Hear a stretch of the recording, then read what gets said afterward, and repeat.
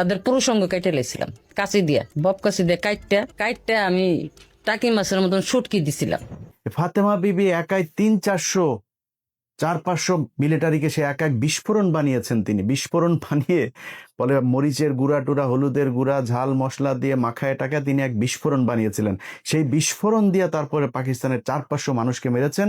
14-13 জনের আপনার এই গোপনাঙ্গ কেটেছেন পাকিস্তানি মিলিটারিদের। গোপনাঙ্গ কেটে ওর ওর এই এর মধ্যে আপনার উঠানের মধ্যে ওনাকে শুটকি বানাতে দিয়েছিল সেই গোপনাঙ্গ দিয়ে। এই হইল গিয়া, শুনেন একটু ক্রাইম এডিশনে সে প্রোগ্রামটার অল্প একটু কথা শুনেন, শুনলে বুঝবেন কি বলে। একটা পাঁচফোড়ন তৈরি করলাম, কিছু ছাই, তামুকের ফাঁকি, মরিচের ফাঁকি দিয়ে ছোট্ট ছোট্ট করে গোল্লা বানাইয়া এক একজনের হাতে দিতাম। অনেক মানুষ ছিল, এদেরকে হাতে দিতাম, ওরা গাছের আগায় আগায় থাকতো।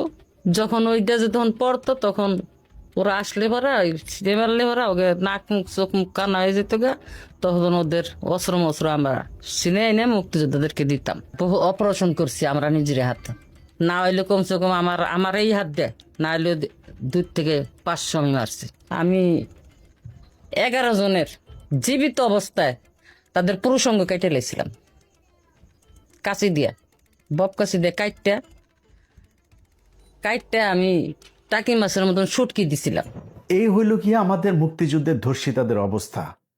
530 জনের মধ্যে একজনকেও, পুরো ঢাকা বিভাগে আমরা একজনের খুঁজে পাইনি যেটা বাস্তবিক পক্ষে, মানে বাস্তবিক অর্থে কেউ ধর্ষিত হয়েছে এই প্রমাণ দিতে পারে। নানান ধরনের গল্প, এই করেছে ওই করেছে, 3টা কোশ্চেন করলে এরপরে ঘুরপেচ খাওয়া যায়। কয় আমার 4-5টা ভাইকে, আপনার 4 ভাই আর 1 বোনকে মারা হয়েছে 71 সালে।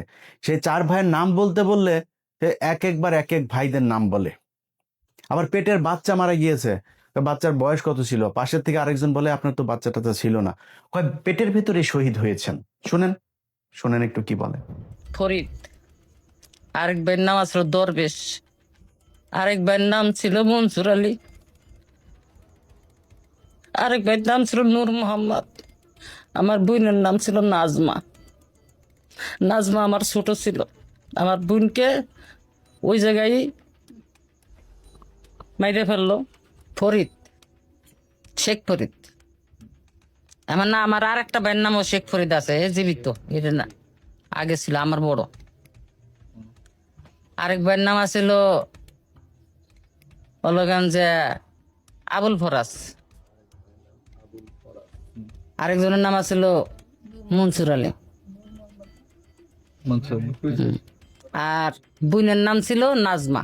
আমার প্রথম সন্তান শহীদ হয়েছে, দ্বিতীয় সন্তান মুক্তিযুদ্ধের শহীদ, হ্যাঁ মুক্তিযোদ্ধার সময় শহীদ হয়েছে, দ্বিতীয় সন্তান মুক্তিযুদ্ধের সময় আপনার বয়স ছিল 20-22 বছর। হ্যাঁ, আপনার ছেলের বয়স কত তখন?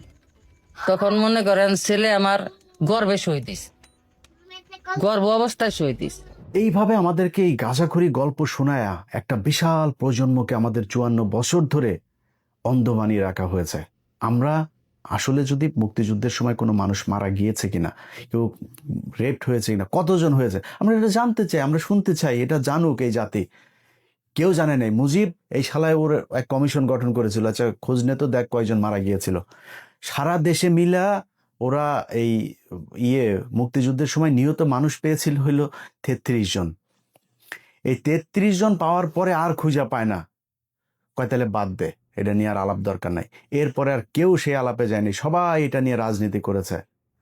ভাই 530 জন যদি ধর্ষিত হয়ে থাকে, এটা আমি মনে করি যে ব্যাপক মানবতা বিরোধী অপরাধ। এটার সাথে যে যে জড়িত ছিল মারা তো যাইতে হবে। এক একটা 68,000 গ্রাম দিয়া যদি আপনি 2 লাখের ভাগ করেন 2.90, প্রায় 3 জন করে পড়ে। এই 3 জন করে আপনার গ্রামে আছে, আপনার জেলায় আছে, আপনার বিভাগে আছে। কারোর কাছে শুনেছেন যে কারোর বিভাগে আছে? কেউ বলতে পারবেন যে কার মা বোন রে, আওয়ামী লীগের কারোর মা বোন রে যদি নাকি পাকিস্তানিরা লাগায় যায়, তোরা তালিকাটা আমার কাছে দিস, আমরা খোঁজ খবর নিব, নিয়ে তারপর দেখবো।